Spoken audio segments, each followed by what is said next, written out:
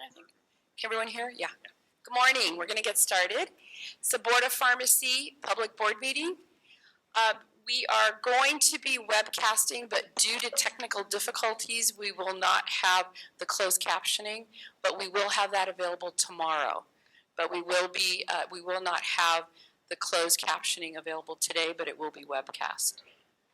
So I'll call the meeting to order, establishment of quorum. Mr. Lippy, would you like to start us out? And can I just, we had a clarification at the LegReg meeting that if you are a pharmacist, we are now licensee members rather than professional members because we are all professional. Thank you. Greg Lippy, public member. Alan Chad, licensed member. Stan Weiser, licensed member in need of CE. Valerie Munoz, a public member. Victor Law, licensee member. Amy Gutierrez, licensee member. Debbie Veal, licensee member. Okay, we'll start off on, we're going to get started. It's for items that are not on the agenda or agenda items for future meetings. We are Any going member of to the be public would webcasting, like to but come up. due to technical difficulties, we will not have the closed Okay, if captioning. not, we'll move on to have that available approval of tomorrow. board meeting But we minutes. will be, November we will not 8 to have 9, the closed captioning 2017 available board today, but it meeting will be minutes. webcast. So I'll call the meeting to order, establishment of quorum. Mr. Lippy, Yes. would you like to start us Top out? of page And 6. can I just, we had a clarification for the drug meeting. Yes. That if you I are have a an H on the pharmacist, top of my we name. are now Copied it licensee from your driver's members rather than professional members, because we are all professional. Is there a motion for approval with that Thank you. change? That change is made, I will make the Greg motion. Lippy, public member. Alan Chad, licensed member. Second. Is this a November minute? This is Stan November Weiser, minutes. licensed member in need of CE. Okay. What page are you on, Greg? Valerie Munoz, public member. Victor Law, licensee member. Amy Gutierrez, licensee member. Debbie Veal, licensee member. Okay, we'll start off on, we're going to get started. It's for items that are not on the agenda or agenda items for future meetings. We are going to be webcasting, but due to technical difficulties, we will not have the closed captioning. Now we'll move on to have that available tomorrow. Self-control, It will be November 8th, the closed captioning available today, but it will be webcast. I'll call the meeting to order, establishment of quorum. Mr. Lippy, would you like to start us out? And can I just, we had a clarification for the drug meeting. Yes. That if you are a pharmacist, we are now licensee members rather than professional members, because we are all professional. Is there a motion for approval with that change? That change is made, I will make Page the motion. 27. Public member. Alan Chad, Actually, licensed question, member. because we have, Stan Weiser, licensed member in need of CE. during this time, the Page board are you on, received Greg? 4,712 Public member. including. Victor Law, These numbers licensee don't add up. member. Amy Gutierrez, licensee member. Question is, are they Debbie supposed Veal, licensee member. Okay, we'll start off on, we're going to get started. It's for items that are not on the agenda or agenda items for future meetings. We are going to be Our big license types. You know, the accountant has to have that. Well, Amy Gutierrez, licensee member. question is, are they Debbie supposed Veal, licensee member. Okay, we'll start off on, we're going to get started. It's for items that are not on the agenda or agenda items for future meetings. We are going to be Our big license comment? types. Yeah, the accountant has to have that. Amy Gutierrez, licensee member. Are they supposed Debbie Veal, licensee member. Okay, we'll start off on, we're going to get started. It's for items that are not on the agenda or agenda items for future meetings. We are going to be Our big license types. Yeah, the accountant has to have that. Amy Gutierrez, licensee member. Debbie Veal, licensing member. Okay, we'll start off on, we're going to get started. It's for items that are not on the agenda or agenda items for future meetings. We are going to be Our big license types. Yeah, the accountant has to have that. Amy Gutierrez, licensee member. Debbie Veal, licensing member. Okay, we'll start off on, we're going to get started. It's for items that are not on the agenda or agenda items for future meetings. We are going to be Our big license types. Yeah, the accountant has to have that. Amy Gutierrez, licensing member. Your licensing member. Oh, sorry.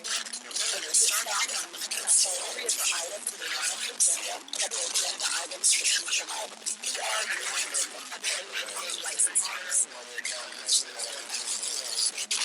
Licensing member. Your licensing member.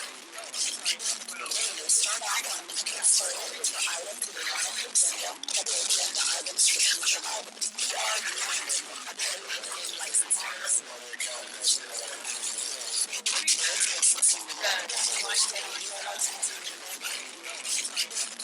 Start out on the consolidated for item to the one other agenda items for future items. We are going to licenses.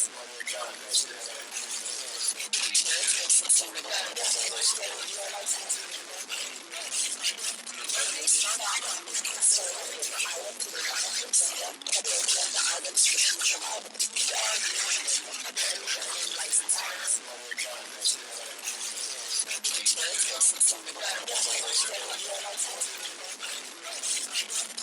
Start out on the consolidated for item to the one other agenda items for future items. We are going to licenses.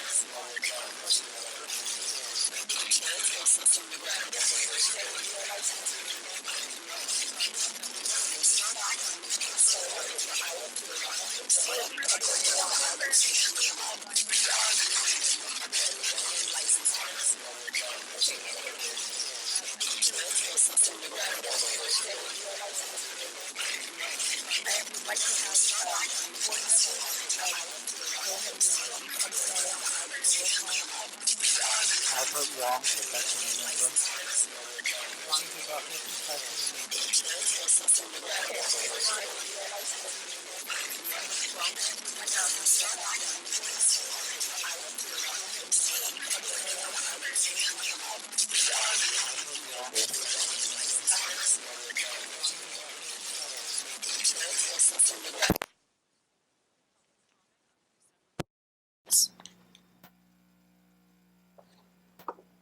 All those in favor?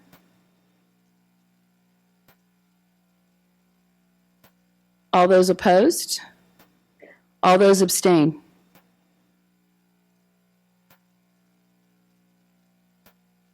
Okay, moving on to the January 11th, 2018 minutes. I have a correction on page 6 regarding, I think it was page 11, where under, I think it's the third or fourth paragraph from the bottom, says President Gutierrez stated that she believed these machines are in demand by patients. I think the last, it should be medically underserved areas, not issues. I had the same one. And Did you? And I thought, I said it was areas too. Yep.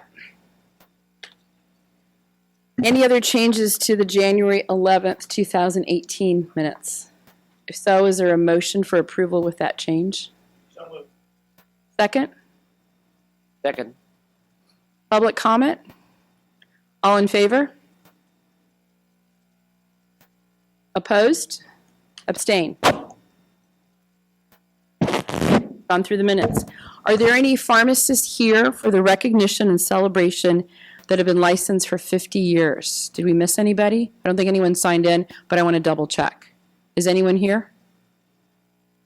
Okay, moving on to item 7, update from the Department of Consumer Affairs. So we have a number of staff from DCA that is going to be providing us an update on a number of issues that the board has requested. So thank you very much for coming. First of all, we'll introduce Ryan Markoff, who's the Deputy Director for DCA Legal Affairs, who's going to provide us an explanation of the pre-notice review process conducted on regulations. There's a copy of a handout here that's multicolored that he'll use as part of his presentation. Hi, Ryan. Hi, good morning. Thank you, board members, for having me this morning. You should have a copy of this 2-page handout. I just want to take an opportunity to walk through that with you. I'm going to just focus on the first page since your interest was in the pre-notice review, and then happy to field any questions you might have. Ryan, is this a new process, or is this a clarification of existing process? Not a new process. some new steps were added to the process, I guess, dating back to fall of 2016, but it's been pretty consistent at least since then. So if you look at the page that starts with initial phase at the top, see it has 13 steps. Everything here is before a regulation is published to the public. And then on the back side, final phase, that picks up from after the public has seen the regulation and had an opportunity to comment on it, and that lays out the steps that happen at that part. So flipping back to the front initial phase, you'll see those first 4 boxes there that are kind of a light green color. What this reflects really is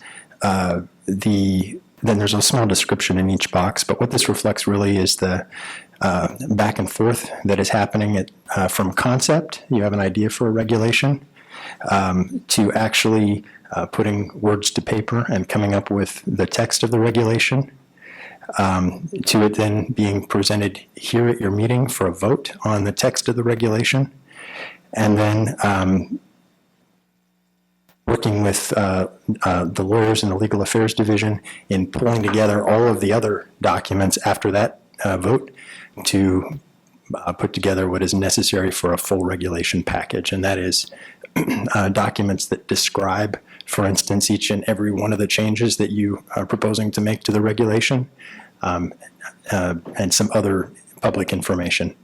So those first 4 boxes are really describe that part of the process. And then once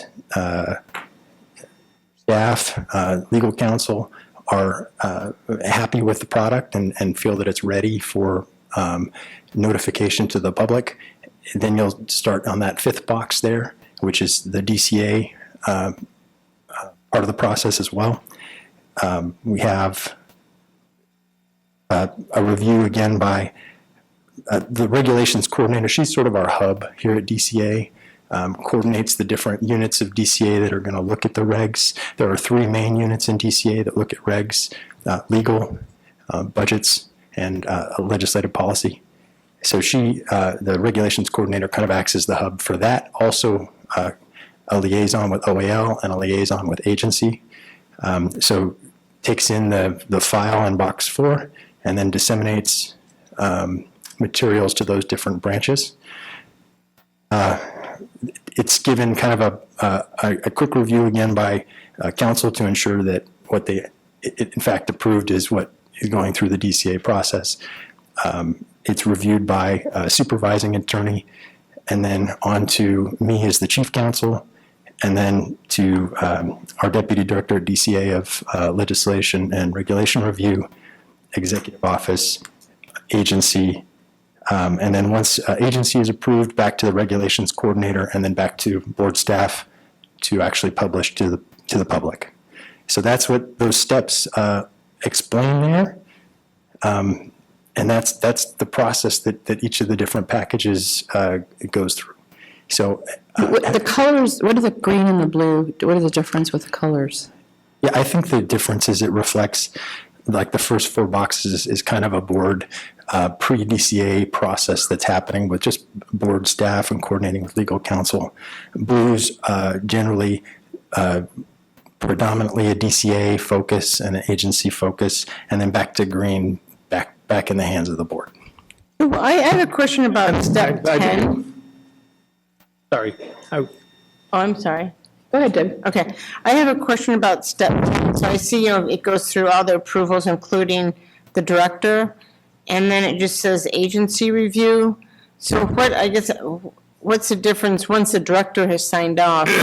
What does that mean, agency? Because it's in between going back to the coordinator. Is there something special that happens in that step?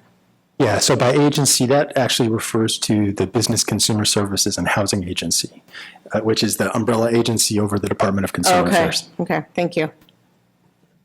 Dan? Thank you very much, and thank you. So from something leaving the pharmacy board to go to rulemaking, what is the period of time it takes, aside from the 45-day, public comment hearing period?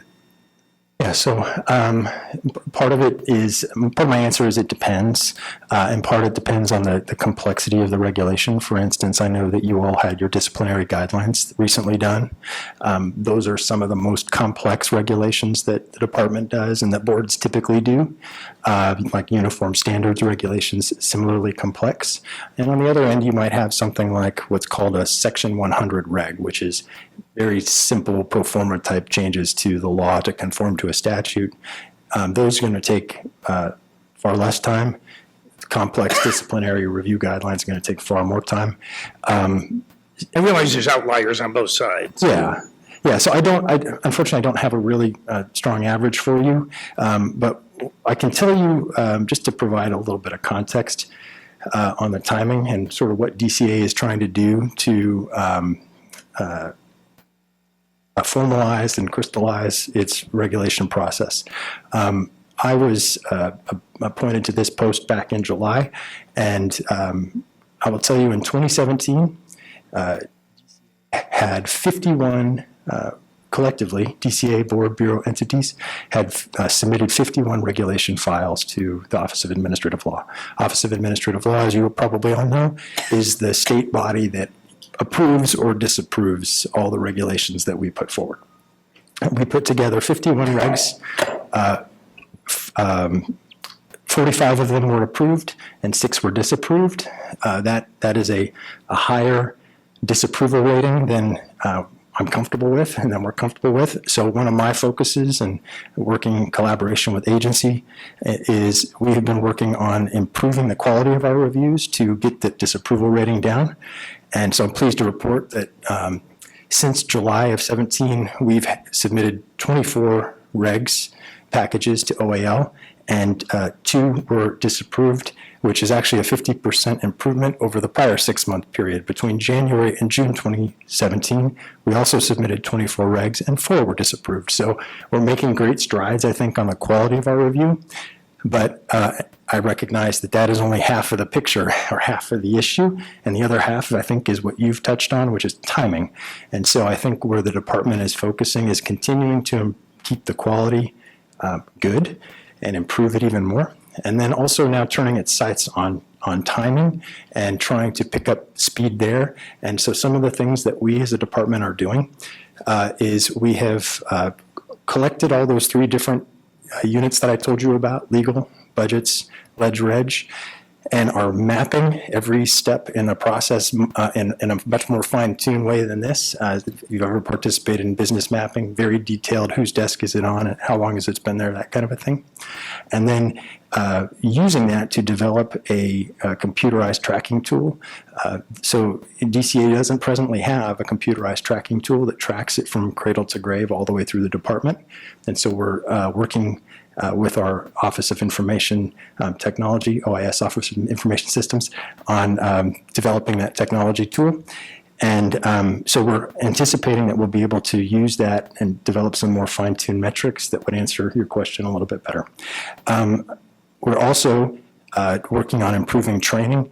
And so we've, back in November of 2017, we partnered with the Office of Administrative Law, Business Consumer Services and Housing Agency, and then our own internal lawyers, as well as our own internal budgets folks and ledge-reg folks, and put on a day-and-a-half training opened it to your staff and other board staff, because I think that the better trained and prepared that we are as staff, the better quality product, and that, of course, cuts down on review because we've put together a quality product on the front end.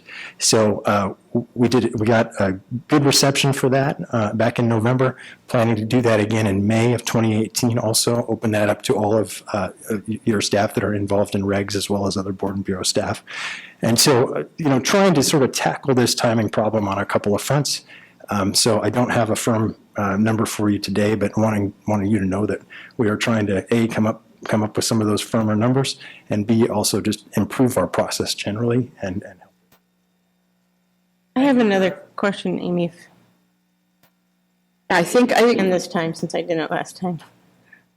I think we had some others here. Then can we get back to you, Victor, Alan? Which one? When did you have Go your ahead, hand up? Debbie. Go ahead. Okay, Debbie, go ahead. A gentleman as always. So when we do emergency regulations, is like the whole front page out the window and it's just all the second page, or how does it change? Golly, I would have to look at this. I mean, I would think would you say- still have to touch on it, right? Yeah, I guess is the short answer. At a high level, it stays the same. At a high level, I'm not sure exactly every box here, but at a high level, it's going to go through board staff here for a vote, working with legal counsel on putting the emergency package together. There's going to be a fiscal component, so there'll be a fiscal analysis done. It's going to go through my desk for review, and then on to the director's office and onto agency. So at a high level, yes, it's going to touch on those same elements. Alan? Yeah. Well, yeah, I was going to touch on that emergency rulemaking bit too, because as you may or may not remember, we had an emergency rulemaking thing go through, and it seemed to stop in the middle of no place. And so then we talked about it, and it went through relatively quickly. And so on one hand, going through quickly is good. The precedent of stopping and being in the middle of no place was rather distressing and disappointing for us all. And so then we see this with, I guess, 26 steps to go through to get anything done. And previously there was no map, there was little training, and no computer tracking tool. So can we anticipate, I mean, it seems like changes have been made, but can we anticipate better performance coming up? You know, you say you're doing these things, and you know, we hope for proof that indeed that's what we're going to see, because you know, it makes all the boards look so inefficient. It doesn't speak well for our actions, and we have contact as a board, the licensee members. We have contact with people in the field all the time, and they say that we're rather constipated on how we get things through. And so we take a personal responsibility and interest in this. So, you know, we definitely want action. No, I think message received, and I think, as I did say, I think we have been focused on improving the quality of our reviews. We have empirical improvements on the quality of our reviews. We're turning our sights to timing as well, and wanting to see improvement there as well.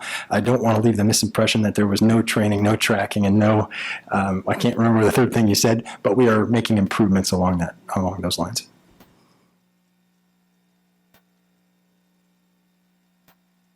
Oh, Anne.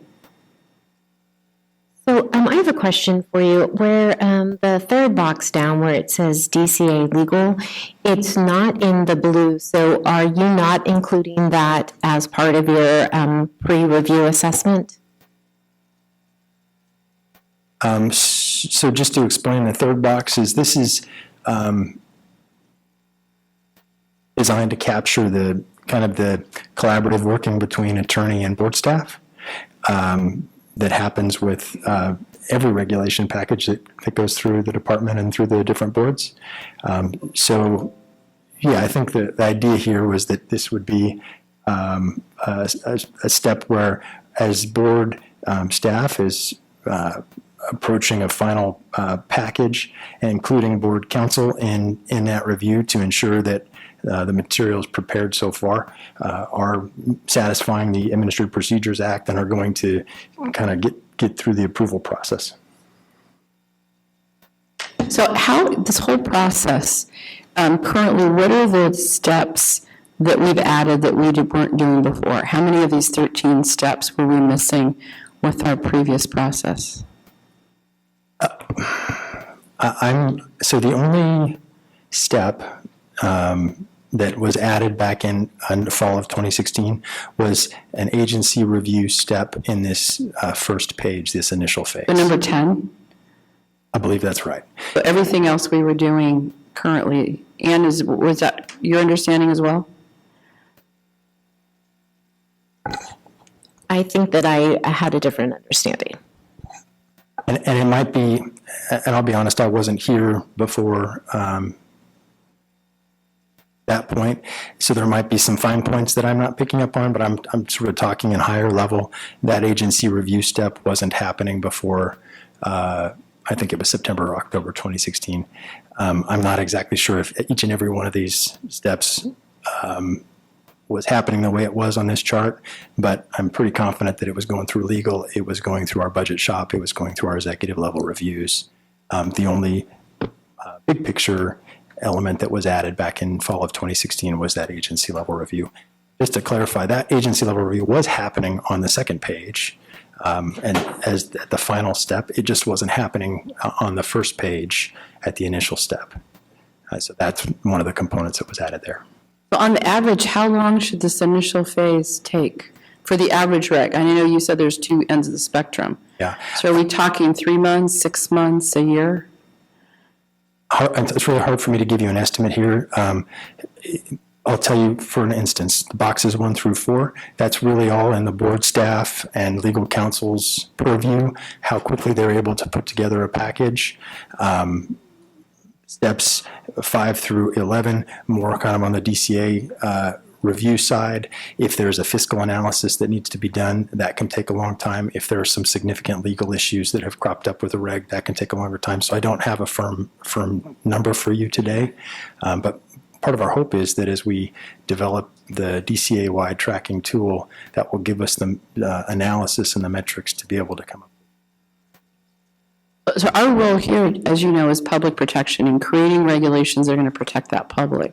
But if we have a process that's going to be taking longer and it's going to involve, there needs to be a value proposition here. I know that there's things DCA needs, but from a turnaround time, what are there performance expectations in terms of hours or days for each of these steps so that we ensure that we both are working, the board and DCA working, to try to ensure that we don't let these lag? Because we've had some experiences, and I think Mr. Shad actually, Dr. Shad recommended or stated one before where we've had regulations just languishing. So what are we going to do proactively to make sure that doesn't happen, given that we've increased all the steps?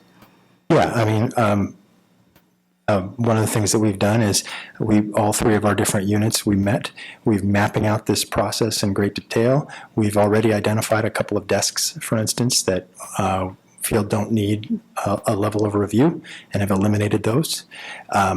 We're using that process mapping to develop the tracking tool, DCA-wide tracking tool that will give us the ability to sort of analyze from cradle to grave, how long things are in different spots, and capturing where there's communication back from DCA to board staff to DCA, and also within DCA, just kind of a general tracking tool. So I think those are the steps we are taking to try and come up and have more firm, concrete answers for you, and going to continue to push forward on that. So we will have like expected timelines for all these. So if it exceeds that, the board will know, okay, this is supposed to have been taken 10 days, but we're now on day 20 and it's sitting there. Because I'm kind of envisioning a dashboard where we've got colors and where things are, right, and where a step has actually taken too long. Because then with expected timeline, we can actually get an idea of how long it'll take from step 1 to step 13 in the best and worst case scenarios, right? Yeah, I mean, we're still developing. I'm not sure exactly what all the fine points are going to be at the end of the day, but something like that sounds reasonable. Victor. My question is, understanding that you said you're going to be keeping track of the progress of all the steps, and now that you do, so it's being bottleneck at certain areas, do you or somebody have the ability to put more help at that time to solve that bottleneck so that will be run smooth, or you have to look up as other agency, or what is the process? Yeah, so I think short answer is yes. If it is a solution that you can just throw more manpower at and help move things along, I think we do all have the ability to do that to some degree. At other times, there are control agencies that are reviewing this, that Department of Finance has a review component, for instance, that is sort of outside of our purview. or sometimes, like I said, when you're working on disciplinary guidelines, which are very complicated documents, the review just is naturally going to take a little bit longer than if you're working on a very simple document. So I think that's sometimes yes, not always, but where we can, we're looking to make up those efficiencies. But you would be the one having that kind of ability, or somebody else? So within the legal shop, yeah, that would be me. We have a budget shop that looks at these as well, and so that would be our budgets folks. And then we have a ledge reg shop that looks at them as well. That would be our ledge reg folks. But like I said, we are taking a hard look at our process and places that we can come up with efficiencies. We've already identified some, and we're going to keep working on improving it. Any other board member questions? Can I ask, Ann, could we work on developing this dashboard so we know where things are and have a report back to the board and actually have an expected timeline for all of these? Because this would give us a best and worst case scenario on this, and we can work with legal on that. Thank you. Thanks, Ryan. My pleasure. Appreciate this. Okay, item business modernization efforts. Jason Pacone, CIO. Welcome, Jason. Thanks for coming. So Jason's going to give us an overview on business modernization efforts as well as status on credit card payments for boards using the legacy system, which means not Breeze. Good morning, Board President Gutierrez, board members. As stated, my name is Jason Machoni. I'm the Chief Information Officer for your Board of Pharmacy, as well as the Department of Consumer Affairs. And I will be providing those updates on business modernization and also a credit card initiative. Business modernization is the initiative to address the potential opportunities, gaps, and deficiencies of modern business processes for the boards and bureaus that were not implemented on the Breeze platform. Essentially answering the question, where do we go from here? But first, I'll start with a bit of history as to set context. From 2008 to 2011 was the time for the early Breeze planning and approvals. From 2012 to October 2013 was the development and implementation of the Breeze Release 1, which included 10 boards and bureaus, and also had the project had its challenges that are very well documented. From 2014 to January 2016, we updated the plans and strategies for the Breeze initiative, as well as developed, trained, and implemented the Breeze Release 2, which included 8 boards and bureaus, which included your Board of Pharmacy. By late 2014, with an official date of January 15, the 18 remaining boards and bureaus were de-scoped from the Breeze project. The Breeze project would end after the implementation of Release 2. Your board was a bit unique in that the removal of the Board of Pharmacy from Release 2 was primarily based on functionality gaps that cannot be overcome in a cost-effective manner. Stakeholders immediately asked what we planned to do with the de-scoped Release 3 boards and bureaus. We replied that we would focus on landing Release 2 successfully with all the lessons learned from the first release, and we did that in January 2016. Release 2 has been widely acknowledged as a much more successful implementation. In 2017, we sat down to answer the question of how the department and the boards and bureaus address all of the Release 3 programs. We have since drafted the Business Modernization Plan and individual business modernization reports. The plan is a single document for the department that sets out lessons learned, guiding principles, and guardrails for each program's initiative. The reports are a collaborative, fundamental document that address each program individually and provide a living document to react, flex, and reflect the program itself. I'd like to just briefly talk about the hallmarks of the Business Modernization Plan and reports. First, it's called a Business Modernization Plan. It's not called a Technology Modernization Plan, though there will be obviously aspects of technology. So that's the first hallmark. It's focused on business, and more importantly, it's focused on your business. Number two, the initiation and progression of all activities in the plan are based on the individual program and its overall organizational readiness. Again, a focus on the Board of Pharmacy. Third, the effort is solely based on the needs of the Board of Pharmacy as opposed to an aggregate or composite of perceived departmental needs. Again, a third focus on the Board of Pharmacy. The plan that your board will undertake under this modernization effort, it has three main areas. First is we are referring to as business activities. My colleague Ryan Marcroft talked about mapping business processes earlier.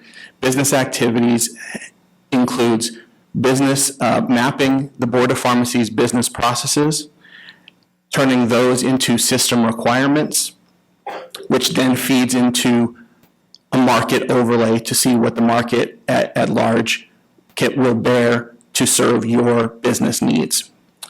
The second large phase of this effort is the project approval lifecycle, which is, as it's titled, a project approval process that is required by the California Department of Technology.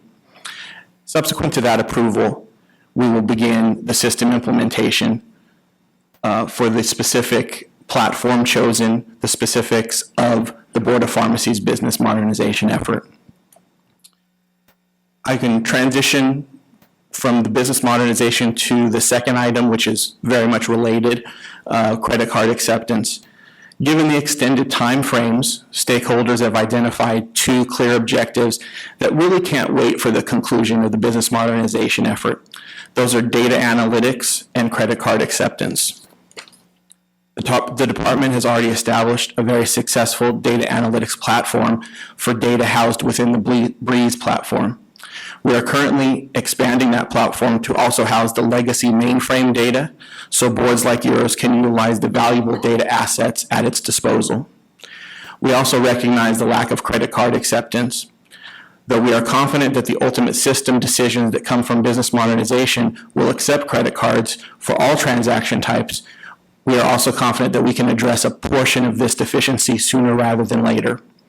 The department, in conjunction with the programs within business modernization, are establishing a fundamental credit card acceptance mechanism for your largest revenue segment, that is renewals. The timeline for this effort shifted due to some contractual considerations, but is now back on track, and the first programs are targeted for late fall, early winter 2018. I'd be happy to answer any questions you may have. Thank you. Thanks, Liz. Go ahead, Stan. So once again, the timing and the customer sensitivity with regards to the area that you were talking about, the credit card acceptability. From my view, that one point has been a stumbling block, and again, it's caused the pharmacy board to look less than efficient because of our inability to accept credit cards. So what do you think the timing will be on the acceptance of the credit cards? I completely agree with your statement and share the frustration of your constituents as well as the perception that it puts on your board. The timing, well, first I wanted to say that we identified that something in the area of credit card acceptance needed to be done sooner rather than later and not be completely tied to the conclusion of business modernization. So late fall, early winter 2018 for the first programs in this credit card acceptance, which again targets your largest revenue segment, which is renewals. So before the end of the year, we should be able to accept credit cards by your... That is the target, yes. And where are we with the Breeze? The Breeze, the Board of Pharmacy was descoped from the Breeze project in end of 2014, beginning of 2015. And the business modernization plan that I described and the report talk about the steps needed to be taken by the Board of Pharmacy, specifically in the area of business activities, business process mapping, and I spoke about the project approval life cycle. Those are the steps that we need to take before we get our hands dirty with system implementation, which is the third and final step in business modernization. The specific progress that has been made to date is the first few steps in the process. Board staff have met with the department's SOLID folks. SOLID is our training and development unit to inventory business processes. It's the first step to get an idea of timelines. If a program has 5 business processes to map, it will take a lot shorter than if there are 500 business processes to map. And board staff have met with SOLID and have created, I believe finalized, but I'll defer to Ms. Sodergren as far as completion of that business inventory. So this is great news that if I understand you correctly, we're not going to be moving forward with Breeze because we're descoped, but we're going to do this business modernization instead. Business modernization instead, and just to be very clear, Breeze is an option, as well as other platforms in our current portfolio, as well as other viable options that are determined via this business, via the inputs of this business So process. once the mapping is done in terms of workflow, and that's a common IT process anyway before you install a system, is figure out what your business functions are and then find what solution fits into those business functions. So that's what this process is all about. That's what the first of the 3 steps is about. And we've been supporting, the board has been supporting Breeze costs now for a number of years since the implementation. What's going to happen with that? Is that funding going to be used to fund this business modernization process? I can't necessarily speak to that. What I can say is as of 18-19, the current budget does not have the Board of Pharmacy paying that Breeze cost any longer. Okay, so we won't be in 18-19. Okay. So I just want to get it clear in my mind. So are you waiting for something from the pharmacy board staff? Or has that been completed? And where are we in the pharmacy board staff process? Maybe Ann? So I'll explain the best that my head gets it. So there's various steps involved in it. So what we have done is we have identified our business process inventory, but we have not gone to the next step, which is actually starting to do the business mapping. We're hoping that we can leverage perhaps some of the initial efforts that we did with the Breeze system, but we're not quite sure yet. And as part of this process, we're not only going to be assessing what our current business process is, but other opportunities to improve how we're doing something. So it's going to be a little bit more involved than what we did with Breeze. Because with Breeze, we're like, here's what we do, how are we going to make it fit into the system? Because we don't know what the system is, we're actually able to reassess what we're doing. We have some challenges in moving forward with this next step is because it is pretty resource and labor intensive, and so it's trying to address some of those challenges and go with that. And so I think that the recommendation from the staff would be that staff be able to work with the organizational development committee behind the scenes and really kind of manage through that process, where we are, what our challenges and obstacles are, what our plan is to overcome those, and then the organizational development committee, this can be a standing item for future board meetings. I think it'll be important to, Stan, just to add on to Ann, as you do the strategy, look at the strategy. So things that are like on paper now, we can automate, and also looking at the data analytics platform that Jason mentioned. What are the things the feeds that you want to go into data analytics so that you can actually have good business intelligence to make future decisions? It seems to me, and I don't need any response, especially from our staff, so, but it seems to me in the past, from my observation, that we were trying to put a square peg in a round hole.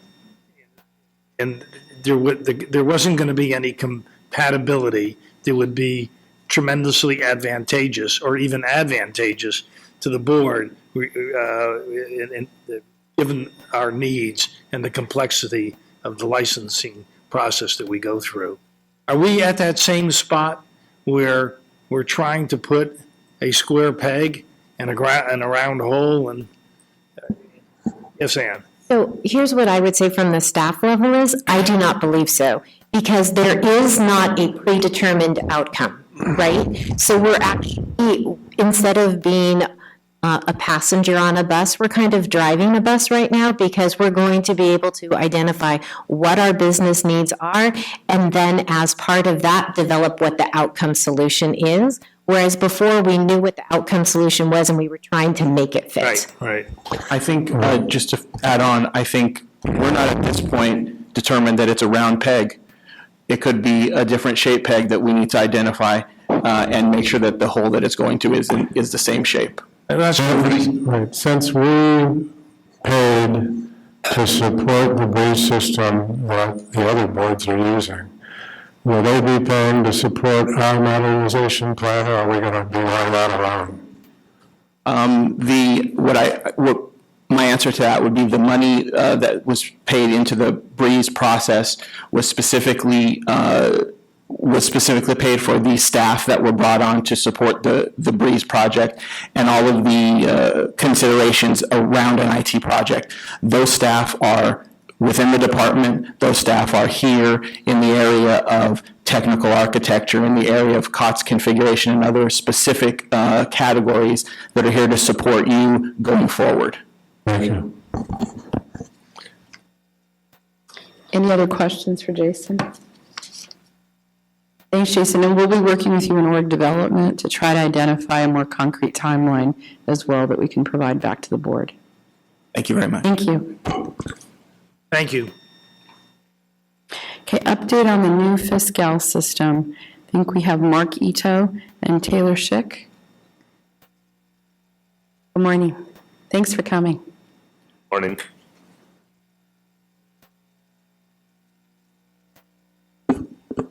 So I'm Taylor Schick. I'm the fiscal officer for the department, and I'll be giving you an update on the Fiscal System. And sitting beside me is one of my budget managers, Mark Ito, who will be giving you an update on the board's budget. So first off, I'll just start on with Fiscal. So Fiscal is the state's new system for procurement, accounting, budgeting, and cash management. So it's trying to link together multiple separate systems that the state has utilized throughout the years. The department went live in July, and we have been transacting in the system since. We have encountered numerous challenges in deploying the system, but I do want to say that all our transactions are flowing through the system. All the data is there. The main issue that we've had with the Fiscal System is being able to run the month-end close process and produce reports out of the system that are verified and accurate. I'm happy to announce that as of January 26th, we actually successfully closed down fiscal month 1, and we're able to run the various allocations and equipment asset depreciation modules that follow up on that. And we'll be able to provide the board and actually all the DCA programs with their fiscal month 1 reports this week. Now, that being said, we're already 6 to 7 months into the fiscal year. We don't anticipate that running these month-end reports is going to take a month each time. We're actually looking at a waterfall approach. In fact, my staff have just requested, as of last week, the closing down of all of the modules within the Fiscal System for month 2. So there's a specific procedure we need to follow to do the month-end closing process and to generate these month-end reports. So we're already in the process of doing month 2. We anticipate closing down month 3 by the end of the week. So we're really looking at a sort of waterfall approach and really hoping to get caught up in the system, hopefully somewhere around April and May, and being maybe just a month behind.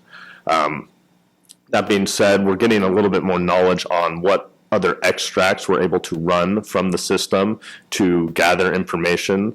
One of the things that we have at our disposal, and Mark will go into that a little bit more, is an activity report that we are utilizing that provides all the year-to-date expenditures and activities that have run through the board's fund. So we're using that report to generate your projections at this point in time.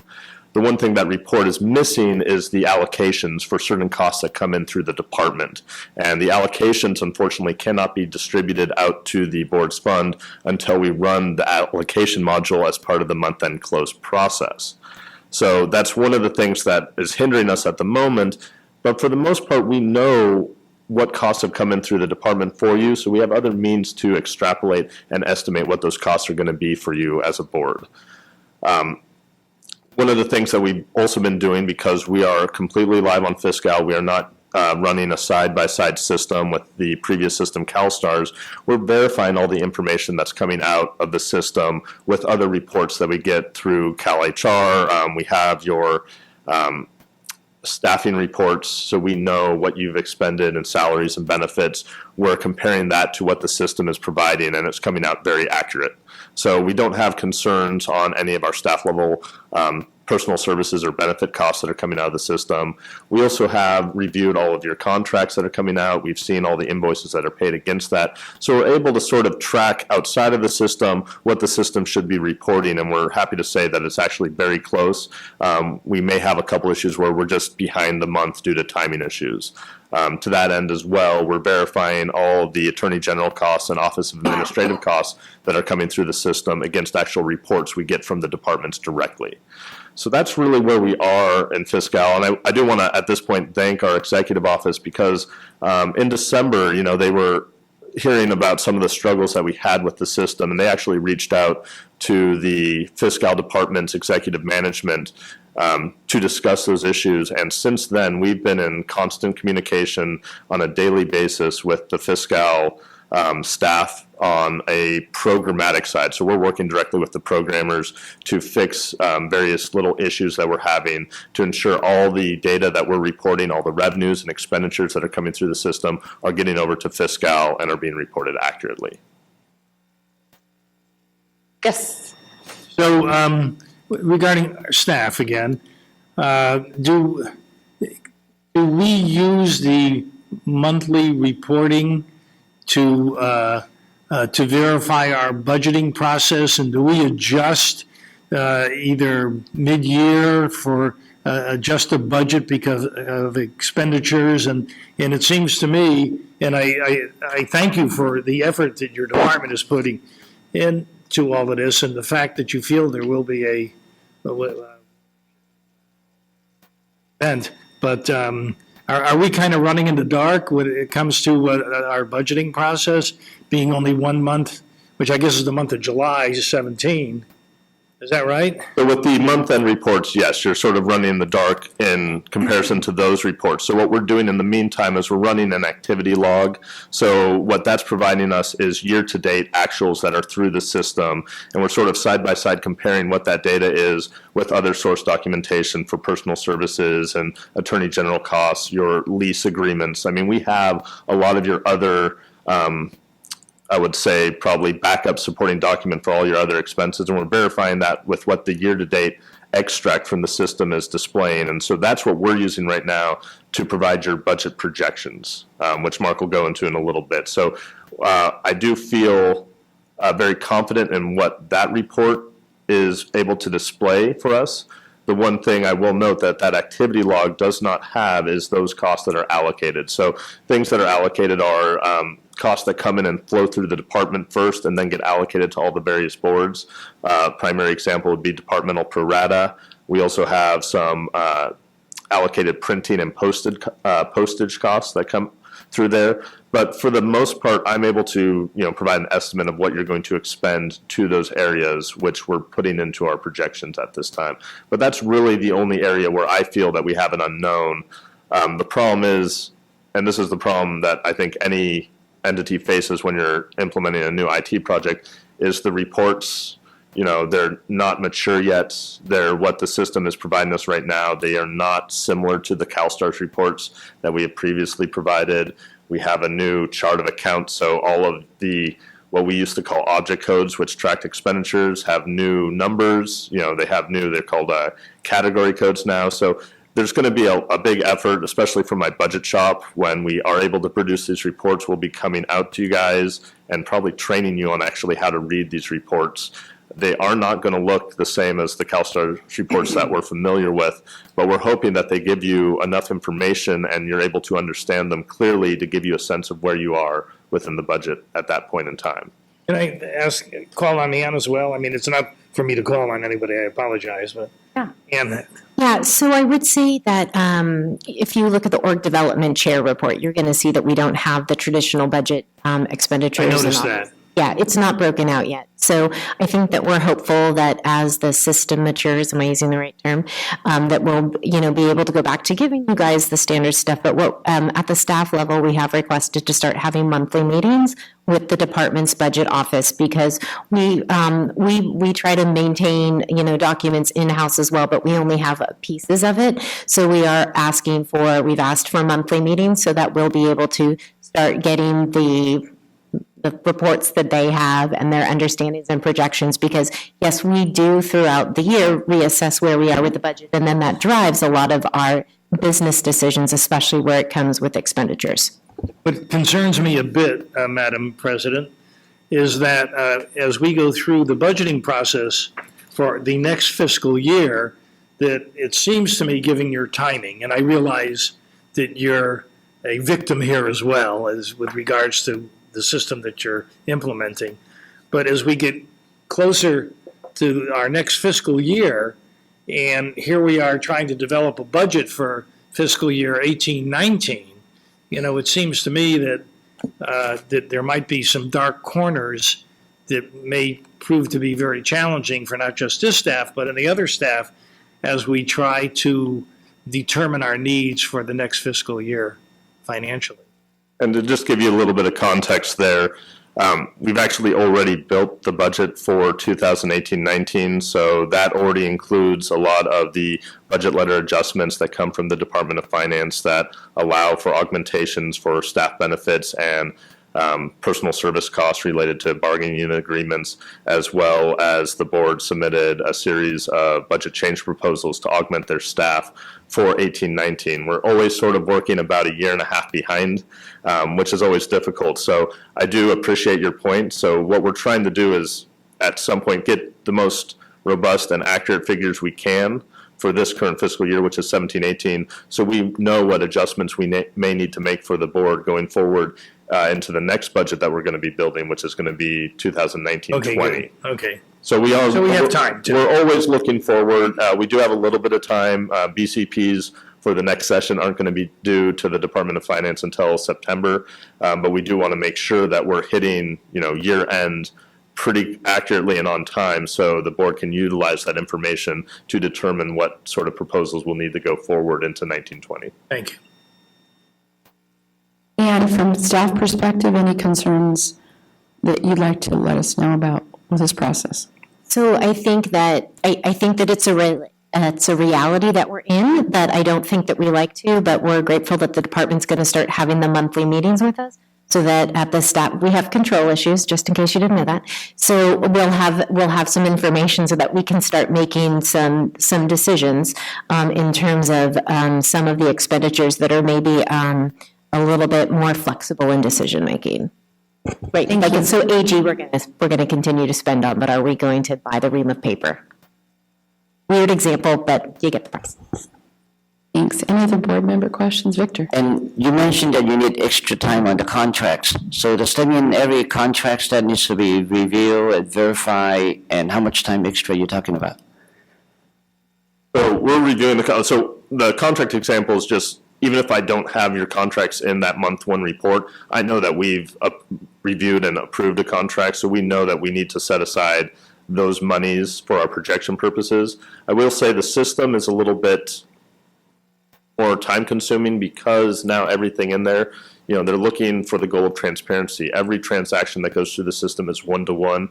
It goes through a more thorough level of review now, and it also goes through still flows through the state controller's office. So there's a much thorough level of review. So we are seeing a couple delays in, the processing of purchase orders and contracts. But my staff is getting up to speed and learning how to use the system, and we're hoping that we're going to be able to meet all the timelines that the board needs to meet in terms of paying invoices and getting contracts executed on time. Any other questions? Thanks, Taylor. Thanks, Mark. Well, at this time, I think we do have a very high level, I know you don't have any documents in front of you, but we were able to run a activity log as of the end of January, which Mark will provide you a little bit of a high level summary of where we are with your budget currently. Thanks. Morning, everyone. My name is Mark Edo. I'm from the DCA Budget Office. I'm excited to be here to present your budget and alleviating any concerns you have regarding your budget. All programs at DCA, we participate in incremental budgeting, which means that the starting point of each year's budget is the prior year's Budget Act, which was approved by the governor. So in layman's terms, we don't start at $0. We start where we left off the year before. Now, these incremental changes are made through a variety of means: BCPs, executive orders, budget letters. And with that said, your appropriation for the current year is $23.119 million. Now, I have a couple of documents I'd like to provide you this morning. I have an expenditure projection, and I have a fund condition for you.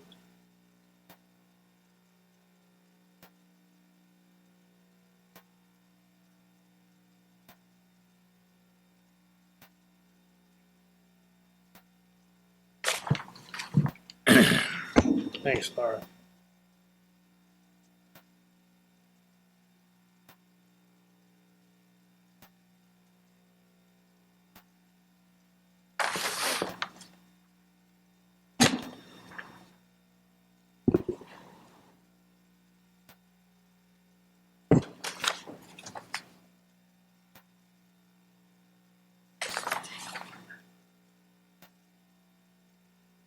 Before I start, I want to apologize for the handouts of the day of the board meeting. Once we start getting the fiscal reports, I will ensure that you guys have these materials well ahead of the board meeting.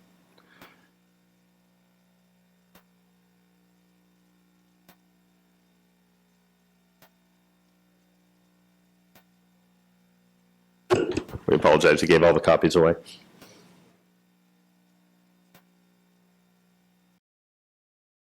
So the first document I'll be going over today is your board's fund condition. It's the document here at the top. It says 07607 Pharmacy Board Contingent Fund. So this document shows it shows actuals from the previous year, from fiscal year 16-17 through fiscal year 19-20. This is the status of your fund.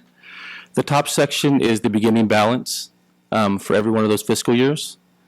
The second section is the revenue that you're bringing in. And like I said, for 16-17, that is your actual revenue that you brought in.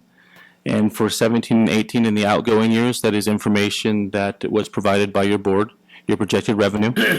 And then the third section is your expenditures. So that's going to be your appropriation. That's going to be the cost for the fiscal system. And then beginning in 18-19, there's supplemental pension payments. So there's a $6 billion payment made for retirement benefits. And through 2024-25, this is due to legislation that came out. These costs are spread amongst the general fund and special fund programs.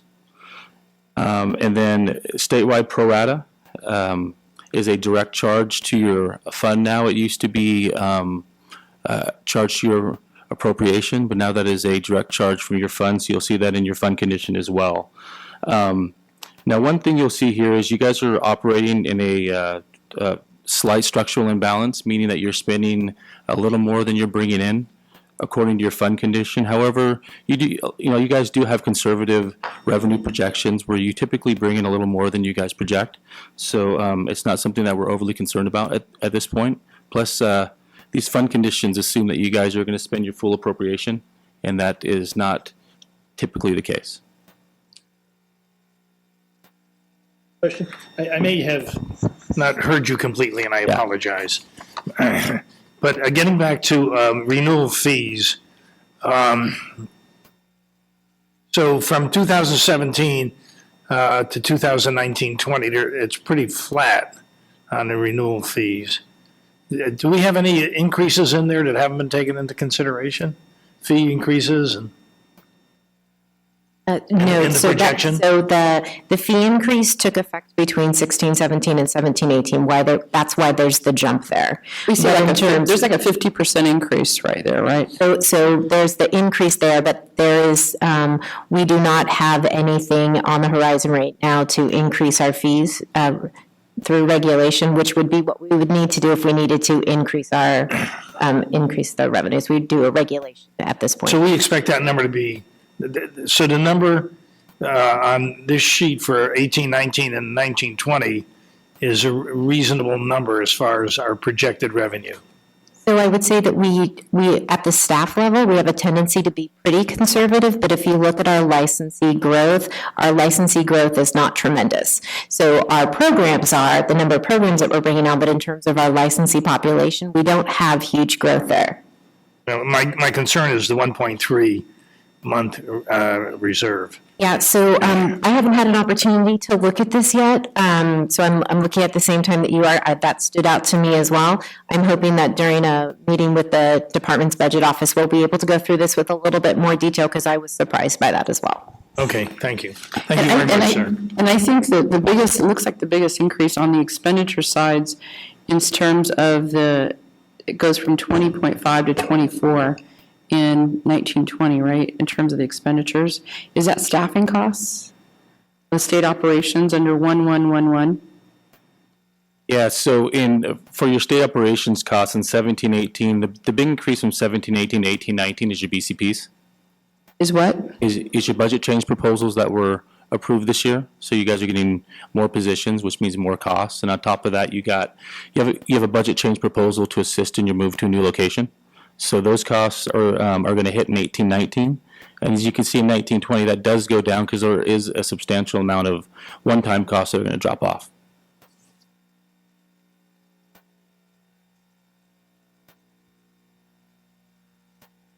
At the staff level, we will be going through this with greater detail with the department and understanding a little bit more about where some of these numbers came from and looking sometimes at where we're making assumptions and they're making assumptions and kind of reconciling the two. So we can absolutely provide an update at the next board meeting as well as the organizational development meetings. Thanks, Ann. Yeah, because there's a big increase in that section. It looks like it's gone quite a bit from 16-17 to 17-18 and 18-19. It'll be good to get the detail behind that. The most concerning part is the months in reserve. If you go out to 2019-20, we would only have 1.3 months in reserve. So obviously, either revenue has to go up or expenses have to go down, or we're not going to be around. So that's the most concerning part. The question I have on the budget report, the actual expenditure column says month 13. What does that mean? Oh, so he's speaking of the expenditure projection sheet here. Right. So the month 13, that is the final month report in a fiscal year. So for last year, that was our final expenditure report.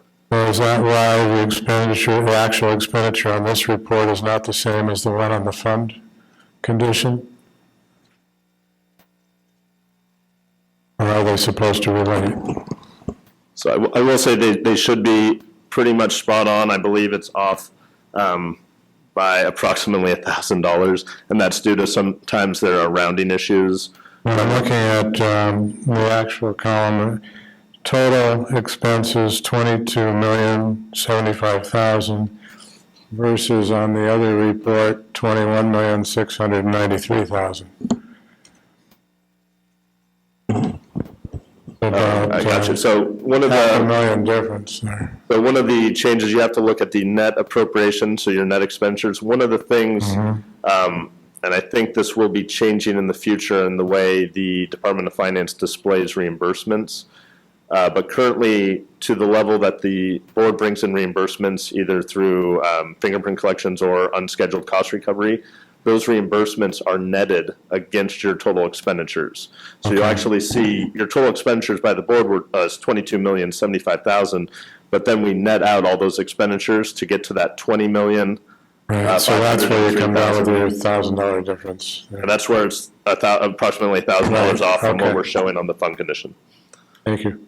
So going over this budget report, when we look at the actual expenditures for 16, 17, for example, salary and wages, is this the first column actual 16, 17, and the following one is the prior year? Yes, the first column is the FM13, the final month report total, and then the column to the right of that is how much you spent at this same time last year. So our staffing, salary and wages went up more than double? So the second number in that column is how much we had expended during the first 6 months of the year. So one is the total amount, but then the other one is prior expenditures as of, so it was for the first 6 months of the year. And I believe that they do that so that you can look at where you are trending with the same time this year. So last year, our expenditures were 4 million, whatever, and at this time, same time this year, we're at 4.4. So you can see the difference between it. So that's a 6-month period in the second column, not a full year? Yes, that's a 6 months. Okay, so then we should be comparing the second to the fourth column. Yeah, the second to the fourth, and there's a pretty substantial increase this year. Now, that's due to the, like I mentioned, one of the incremental changes we make is for budget letters, and there's a budget letter for employee compensation, which is there's a substantial increase due to the bargaining unit contracts that were signed. So your rank and files got a 4%, and for you, for the Board of Pharmacy, the substantial increase is due to the your inspectors got a substantial increase as well. So that's where you're going to see that. But looks, the other one that's kind of out of budget is the temporary help for seasonals. It looks like we're significantly above budget on that one. Is that just? I think Ann can maybe speak to this, but I know the board, in lieu of receiving the official positions in a budget change proposal, will hire them in a temporary help blanket in order to get them revved up and ready once they are. So legislation generally takes effect January 1 of a year, but the funding for the positions that go with the legislation don't take effect until July. So a lot of times what you can do is you can hire those people in advance, and then they're in a temporary position until you then get the permanent approval July 1. So currently, we're projected for this year, if I'm reading this right, to exceed our budget allotment.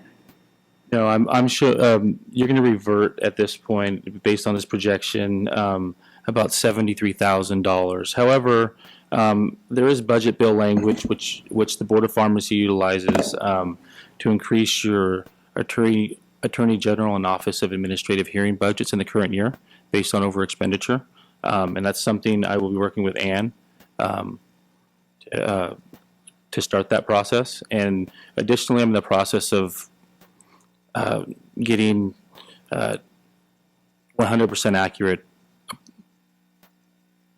personal services. Like this is based on what you spent in the first 6 months. I'm working to put together a roster and kind of figure out what the actual personal services are going to be, based on a straight line projection, based on what you spent in the first 6 months. Just to clarify, I was just looking at the totals for personnel services. I apologize. So it looks like we are over budget on the personnel expenditures, but could it be due to that temp help situation that Ann mentioned? Okay. So, as Taylor mentioned earlier, fiscal month 1 closed, but in lieu of receiving fiscal month reports for up to date, I was able to manually track a lot of your expenditures, and it's most of your big ticket items, your personal services, your facilities, your enforcement expenditures, and your pro rata. So although we don't have a fiscal report at this time with all of the data in it, I am able to manually track about 90% of your budget. So I feel very confident like where we are now, and I'm going to work with Virginia and Ann just to ongoing just to make sure that these expenditure projections are accurate. And like I mentioned, kind of like your safety net is that budget bill language in the current year to increase your AG and OAH costs. Because I'm showing right now that your OAH costs you're going to probably overexpend by $200,000. So that's something that we can request current year. And I'm sure after I talk to Ann, we're going to request an AG increase as well. We also need to look, I think, to Greg's point on 1920, how we're going to manage it with only 1.3 months in reserves. What are our plans to manage that? So as I mentioned on the fund condition assumes full expenditure of your appropriation. So what I can do is I'll work with Ann and create a fund condition based on what your revenue projections look like for the first 6 months and based on your estimated savings for this year, and then we can get a more accurate depiction moving forward. Speaking of revenue, I've got a question here on this first page. This revenues 412,900 other regulatory fees, and I noticed that from actual 16-17, it's gone down about $1 million. What is that? Now, those are your cite and fine fees you come in. So you guys typically project conservatively on those because that's kind of a volatile revenue source. So that's something that you typically bring in more than you project. So we can balance the budget there, huh? Which line are you on? I'm on revenues and transfers, and it says revenues, the third one down, that 412,9200. Other regulatory fees. Yeah. It's kind of Other regulatory fees? euphemism. Yeah, so in our budget, in the traditional budget reports that we provide, we do break out the expenditures so that you can see the different pie charts of it. We just don't have the background materials at this point to do that. So we will work on that. There are other fees that are included in there as well. It's not just the citation and fine, but I do believe citation and fine is a large percentage of it. Any other board member questions? Stan? It seems to me that in the past, we have advanced funds to the state. Do we have any accounts receivable regarding those advancements? So are you speaking to like the statewide pro rata, or are you talking about like loans to the general fund? I'm not talking about pro rata. Sorry, if I may. We had made a loan to the general fund, and as a precursor to actually doing the fee bill, we did receive the loan reimbursement. So we have been paid. Thank you. I see also on here, and the office administrative hearings, that seems to be higher than normal. So those are the administrative cases where we don't settle and they go before an administrative law judge, and that's one of the items that Mark was indicating that we may need to do a mid-year budget augment for that. We've had to do that for the past several years for enforcement-related costs, including the Attorney General fees, Office of Administrative Hearings, and the court reporters. So it looks like we may need to do that again this year. I would say that our Attorney General our Attorney General expenditures are higher this year because they had increased our funding in that area. So we actually look like we're pretty close on that one. It's just the OAH costs.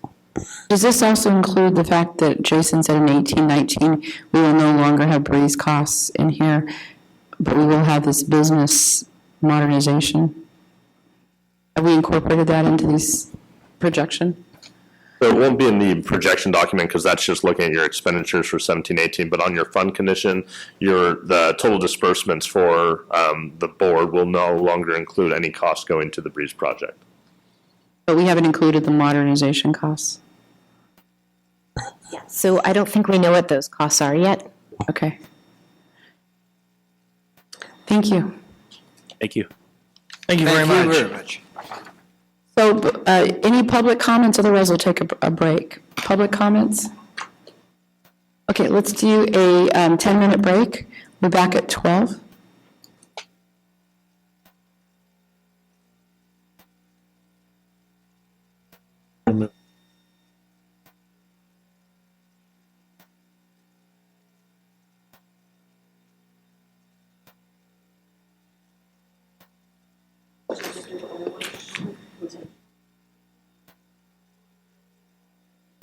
Good. Looks like we got what time we have the lunch?